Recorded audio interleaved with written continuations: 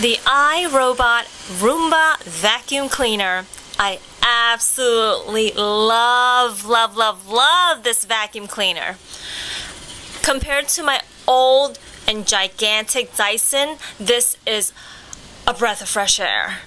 First off, it takes up a lot less space than the Dyson. It runs on battery and it recharges itself when it's done.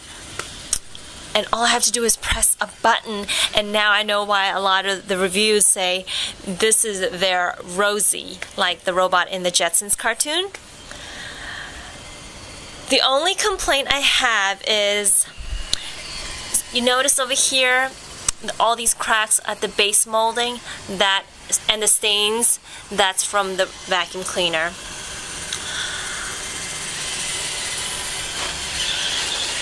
I love that it gets underneath the bed, which I can't do with the Dyson.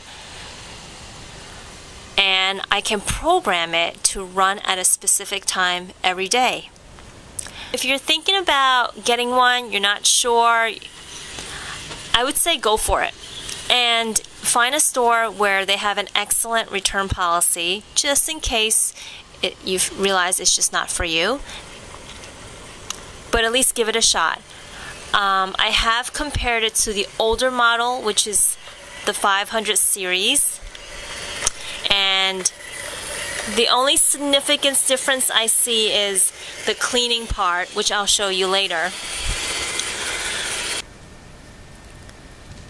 So to clean the Roomba, you'll need a plastic bag for garbage, scissors, and the Roomba cleaning tool.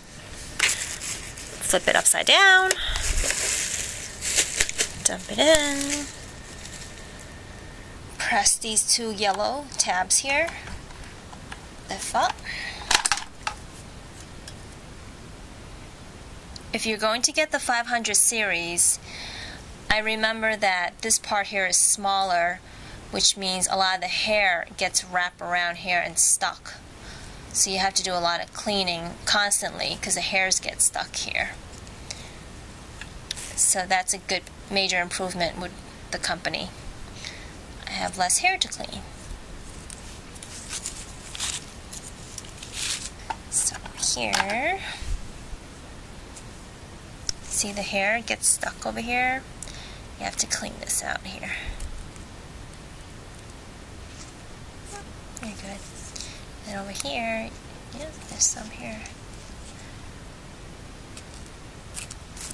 So put this back in here.